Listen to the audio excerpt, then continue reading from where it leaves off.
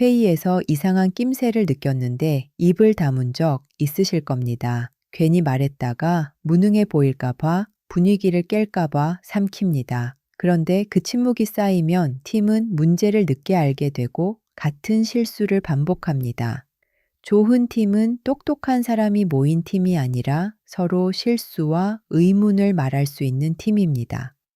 오늘은 그 말할 수 있음이 팀의 학습과 성과를 어떻게 가르는지 살펴봅니다. 이번 영상이 끝나면 세 가지를 알게 됩니다. 첫째, 심리적 안전이란 정확히 무엇인가? 둘째, 심리적 안전은 팀의 학습과 성과에 어떻게 이어지는가? 셋째, 리더는 심리적 안전을 어떻게 만들 수 있는가입니다. 오늘의 핵심 주장입니다. 사람들은 실수를 말하거나 도움을 청하면 무능해 보일까봐 조심합니다.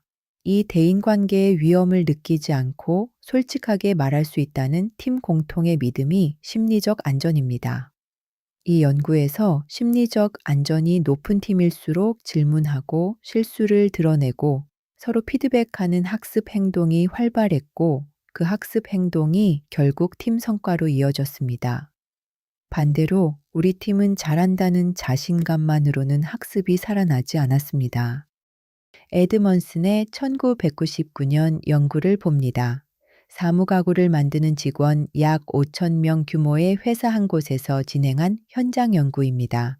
대상은 이 회사에 일하는 팀 51개와 설문에 응답한 구성원 427명으로 응답률은 86%였습니다. 팀 종류는 기능팀, 스스로 운영하는 자기관리팀, 부서를 넘나드는 제품 개발팀과 프로젝트팀까지 4가지가 섞여 있었습니다. 방법은 구성원 설문에 더해 인터뷰와 현장 관찰을 함께 했고 팀 성과는 설문 뒤 약 3달 지나 따로 측정했습니다. 한 시점의 인상이 아니라 여러 방법을 겹쳐본 연구입니다. 결과를 봅니다. 첫째, 심리적 안전이 높은 팀은 더 많이 배웠습니다. 심리적 안전이 높다고 답한 팀일수록 질문, 정보 공유, 실수 논의, 피드백 요청 같은 학습 행동이 활발했습니다. 두 가지는 뚜렷이 함께 움직였습니다. 둘째, 학습 행동이 성과로 가는 다리였습니다. 심리적 안전 자체가 곧바로 결과를 만든 게 아니라 그것이 학습 행동을 살리고 그 학습 행동이 팀 성과로 이어졌습니다. 셋째, 자신감만으로는 부족했습니다. 우리 팀은 해낼 수 있다는 팀 효능감도 함께 쟀는데 심리적 안전을 같이 놓고 보면 효능감은 학습 행동을 따로 끌어올리지 못했습니다. 할 수 있다는 믿음과 말해도 안전하다는 믿음은 다른 것이었습니다. 왜 이런 차이가 생길까요? 먼저 대인 관계의 위험입니다. 사람은 직장에서 무지하거나 무능하거나 부정적이거나 방해가 된다고 비칠까봐 질문과 실수 인정, 이견 제시를 꺼립니다. 이런 위험이 낮게 느껴질 때 비로소 솔직한 학습 행동이 나옵니다. 다음으로 팀 단위의 공유된 믿음입니다. 심리적 안전은 한 사람의 성격이 아니라 같은 팀에서 비슷한 경험을 하며 만들어지는 팀 공통의 분위기입니다. 그래서 개인이 아니라 팀이 분석 단위입니다. 마지막으로 이 개념의 출발점이 된 관찰입니다. 저자의 앞선 병원 연구에서 더 나은 팀이 오히려 투약 오류를 더 많이 보고하는 뜻밖의 결과가 있었습니다. 오류가 많아서가 아니라 드러내놓고 말할 수 있어서였습니다. 이 관찰이 심리적 안전이라는 개념으로 이어졌습니다.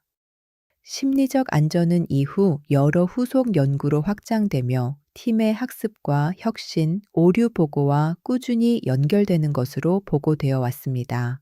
다만 이 편에서 제시하는 수치와 결론은 원논문 한 편의 현장 연구 결과에 근거하며 후속 연구들의 세부 수치는 이 대본의 주장 범위에 넣지 않았습니다. 하나의 결과를 일반 법칙처럼 읽지 않도록 주의가 필요합니다. 그렇다면 조직에서는 무엇을 해야 할까요? 첫째, 리더가 먼저 모른다와 틀렸다를 말하세요. 리더가 자기 실수를 인정하고 질문을 환영하면 구성원도 위험을 덜 느낍니다. 안전은 규칙이 아니라 리더의 반응에서 시작됩니다. 둘째, 나쁜 소식을 가져온 사람을 처벌하지 마세요. 문제를 일찍 말한 사람에게 불이익이 가면 다음부터 모두가 침묵합니다. 보고한 용기와 문제의 책임을 분리해서 다룹니다.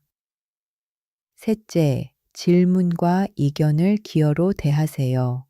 왜요? 이건 좀 걱정되는데요. 같은 말을 흐름을 깨는 것이 아니라 팀을 돕는 정보로 받습니다.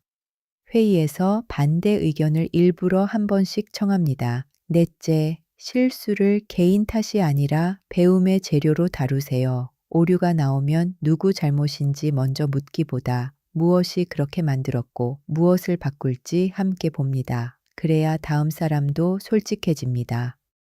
오늘 실천할 체크리스트입니다. 하나, 최근 회의에서 리더가 모른다거나 틀렸다고 말한 적이 있는가? 둘, 문제를 먼저 보고한 사람에게 불이익이 아니라 인정이 갔는가? 셋, 반대 의견이나 질문을 실제로 한 번 이상 청했는가? 넷, 실수를 다룰 때 누구 탓보다 무엇을 바꿀까로 대화했는가? 한계도 분명히 해둡니다. 이 연구는 한 회사 안의 팀들을 조사한 단일 현장 연구입니다. 산업과 문화가 다른 조직에 그대로 옮길 때는 조심해야 합니다. 또한 설문과 관찰을 결합했지만 실험이 아니라 상관과 매개 분석입니다. 심리적 안전이 학습을 높였다는 인과보다 둘이 강하게 연관되고 학습이 다리 역할을 한다로 읽는 편이 정확합니다. 그리고 심리적 안전은 구성원이 스스로 답한 인식에 기댑니다. 겉으로 편해 보여도 속으로는 다를 수 있어 인식과 실제 행동의 차이를 함께 봐야 합니다. 정리해 보겠습니다. 좋은 팀을 만드는 건 뛰어난 개인이 아니라 서로 말할 수 있는 분위기입니다. 실수와 질문을 꺼내도 안전하다고 느낄 때 팀은 더 배우고 그 배움이 성과로 이어졌습니다. 할 수 있다는 자신감만으로는 부족했습니다. 리더가 먼저 약함을 보이고 나쁜 소식을 가져온 사람을 지키고 질문을 기여로 대하는 것, 그것이 말이 통하는 팀의 출발점입니다.